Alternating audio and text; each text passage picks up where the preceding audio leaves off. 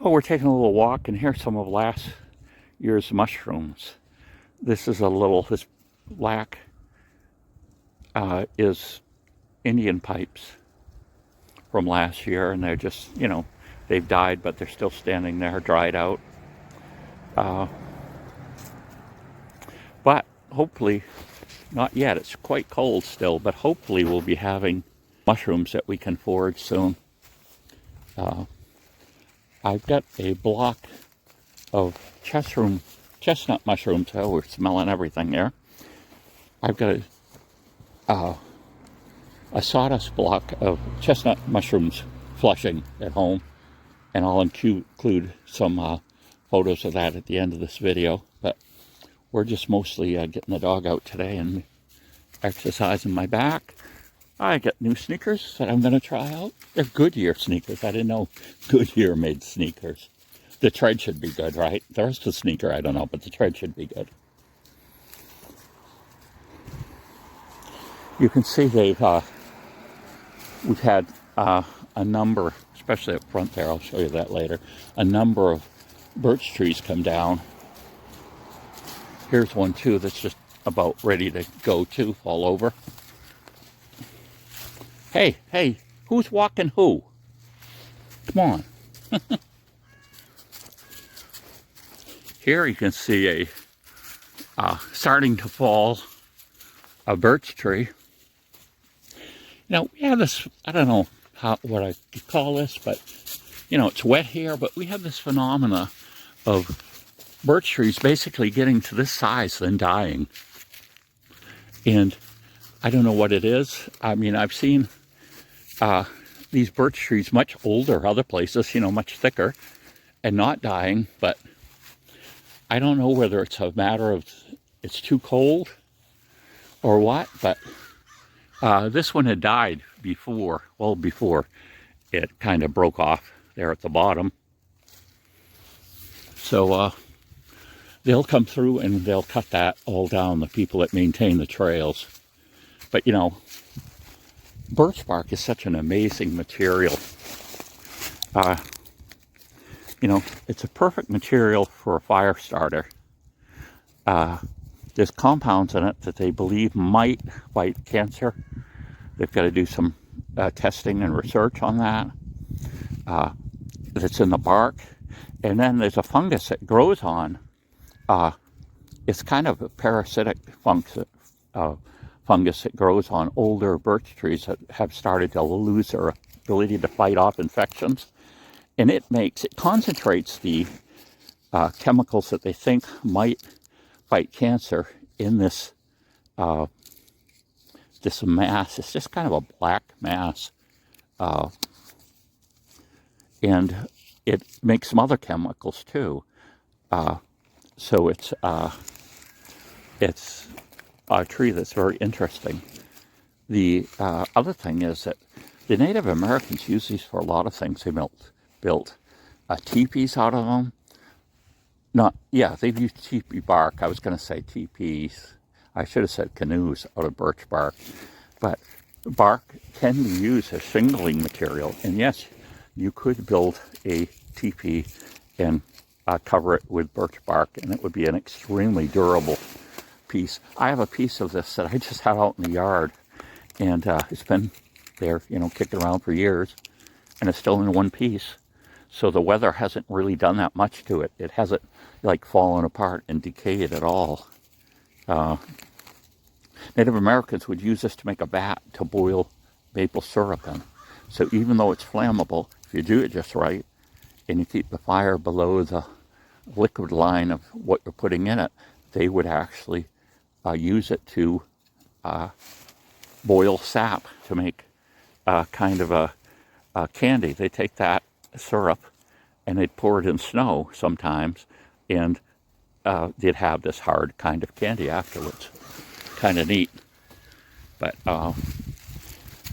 birch bark is just an amazing material, like so many things in nature. The crows are out. I saw this video on how to make fens with a crow. I haven't watched it yet, but I saved it.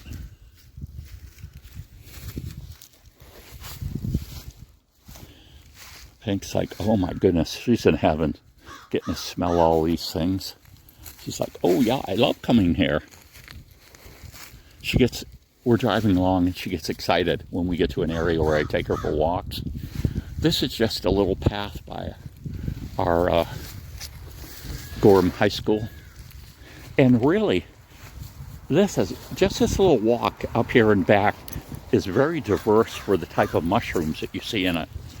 And I found chanterelles, not very many, but the one that we find a lot here some years has been, oh look at, you tangled yourself up. You got to go around. No, the other way, around this way, come on. This way, around. There we go.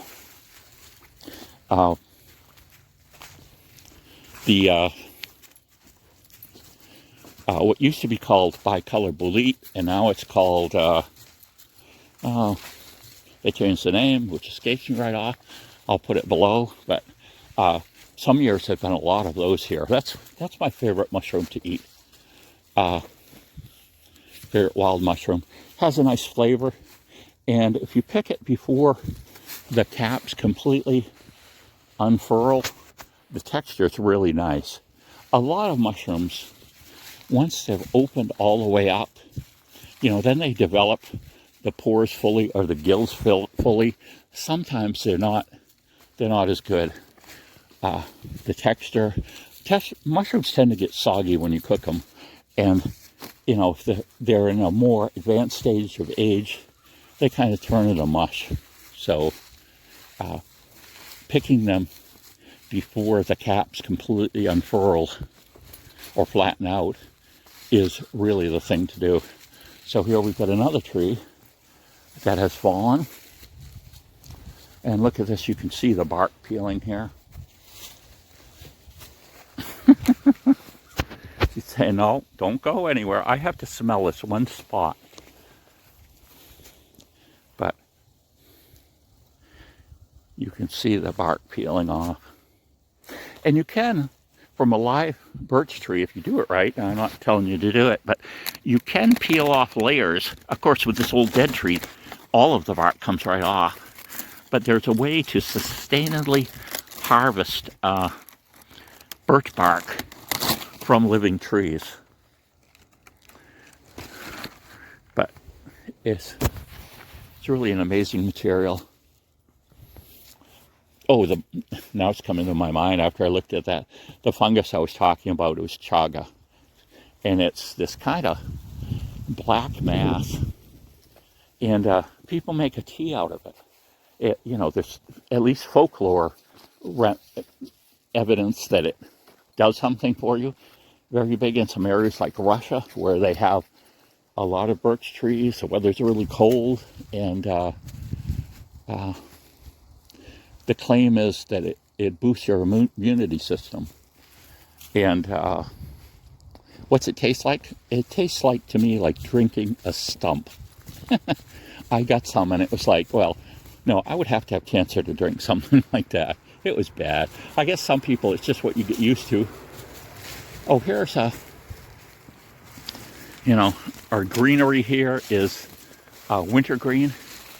And similar to partridge berry, which is also edible, the berries will hang on over the winter. So these are last year's berries, and they're just as nice and fresh this year. They're actually better sometimes when they go through the fall, and the leaves will have a stronger flavor. The wintergreen is called tea berry in Canada, and people will use the tea or the leaves to make tea out of.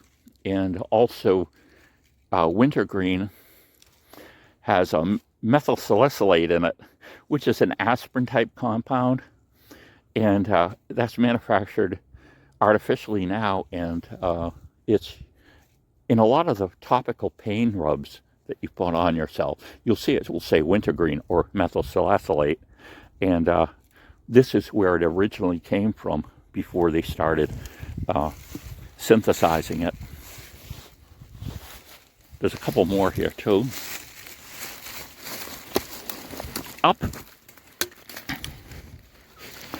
I was up by the power lines that I walk on too, and that's